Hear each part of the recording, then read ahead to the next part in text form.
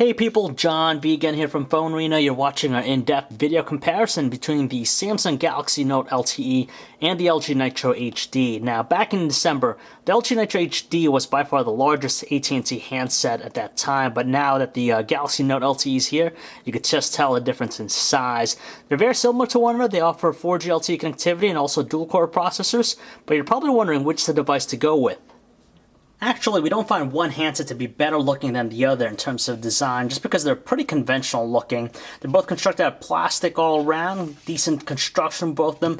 Relatively skinny by today's standards, but the GALAXY Note LTE is, more weighty than the Nitro HD. They have the same textured back covers, giving them good rigidity, so you good grip in the hand. But the Nitro HD is easier to handle, just because the GALAXY Note LTE is just a beast of a phone in terms of size. That could be a handicap for some people, but honestly that's what gives it its allure. It's a very fascinating device, just because you typically don't see a device that size that often. Obviously, the Samsung GALAXY Note LTE has the larger display. It's a 5.3-inch WXGA Super AMOLED display on there versus a 4.5-inch True HD IPS display of the Nitro HD. Now, resolution's pretty much close to the same. It's 720 by 1280 versus 800 by 1280 on the GALAXY Note.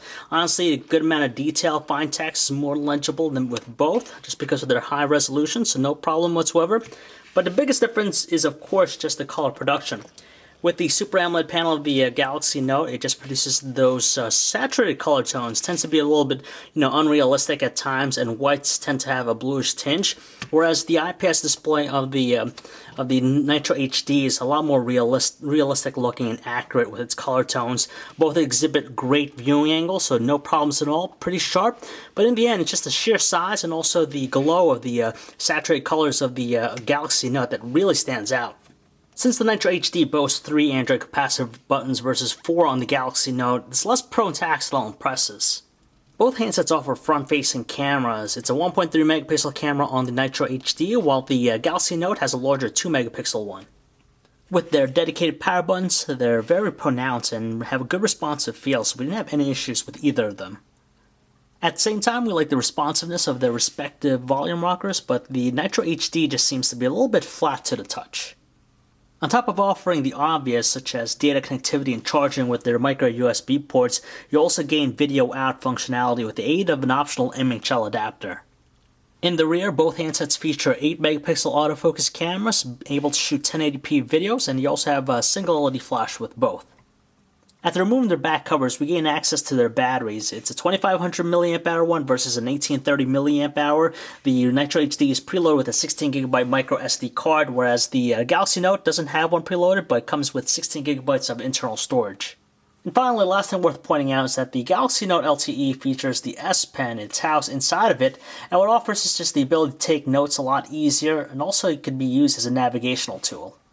Naturally, we're forgiving to find these handsets running Android 2.3 Gingerbread, so not the most up-to-date experience out there, but nevertheless, you have all the core aspects of Android. On one hand, it's the customized interface of TouchWiz versus the LG Optimus Skin. They're both very similar. They offer the same level of personalization with their vast widgets. Their app panels are arranged in a similar grid-like view, but the GALAXY Note LTE and TouchWiz just has a little bit more functionality, specifically with the gallery and even the web browser. They utilize these gestures where you place two fingers on the handset and you can tilt it up and down to zoom in, zoom out. So that's pretty nice. And you also have the functions of the S Memo, which incorporates with the S Pen, so you could take down notes. You could even draw stuff, which is something you don't typically find with the other handsets. Since these two bad boys are packed with 4G LTE radios, they share the same exact dual-core processor. Specifically, it's a 1.5 GHz dual-core Snapdragon processor, an S3, and they're coupled with 1GB of RAM. And honestly, they both offer a high level of performance with a static wallpaper here. You can tell the movements are pretty fluid and instantaneous, very minimal evidence of lag and other operations, such as kinetic scrolling, pinch zooming in the gallery. Pretty quick with both handsets. So we didn't really have too much of an issue there, but we do notice that when you switch it to a live wallpaper, we do notice some levels of choppiness with their movement. It's not to the point annoying, but it's just it is quite noticeable when you're just moving between the home screen panels. Quickly show you that here. and you can just tell just some choppiness. It's not quite as instantaneous. You do notice some choppiness with it, but in any event, it's still tolerable enough. When it comes to typing messages, we didn't have any issues using either handset. Obviously, the Galaxy Note's graced with a larger layout here, more spacious than the Nitro HD, but nevertheless, they both exhibit the same level of responsiveness, so they're able to keep up with us. But the Galaxy Note also has the option of using the S Pen to actually input text as well.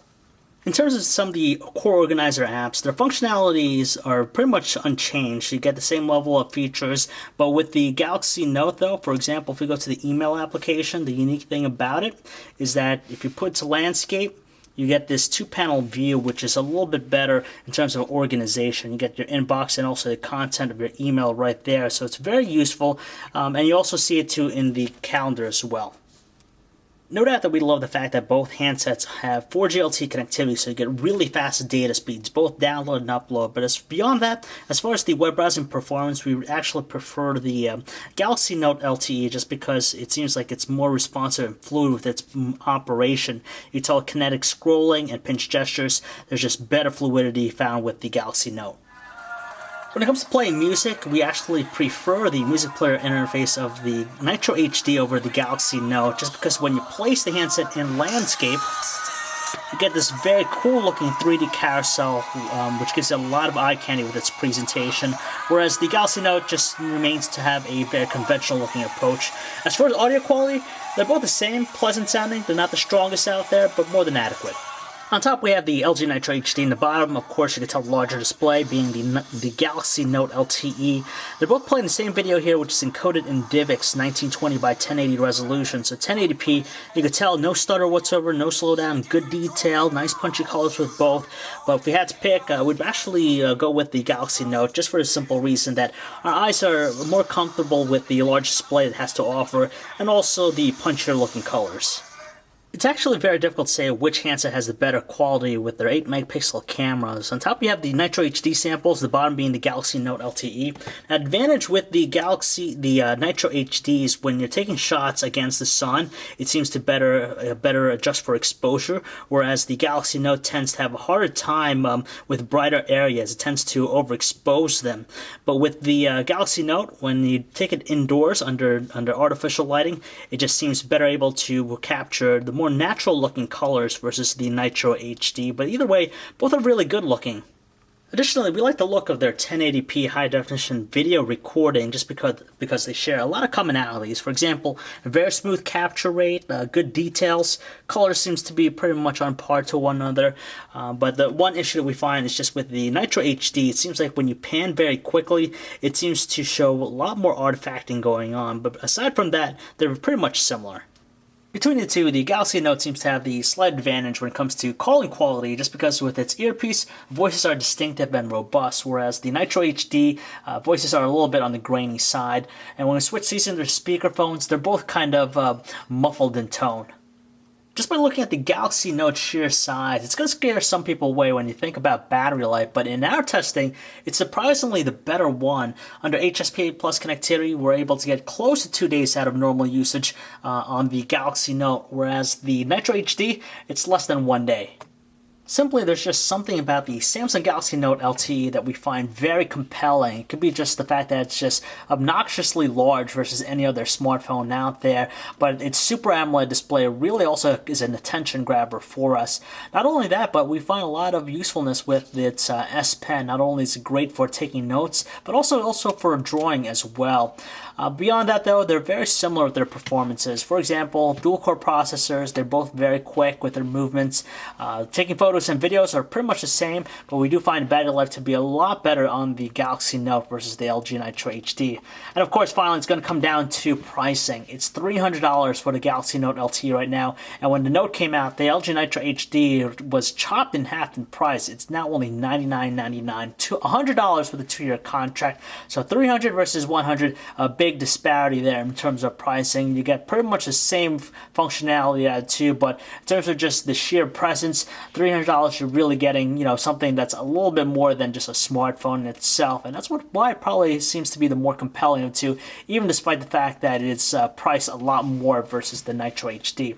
So if you'd like to learn more about either handsets, you can check out our website, guys, PhoneArena.com. This is John V. As always, till next time.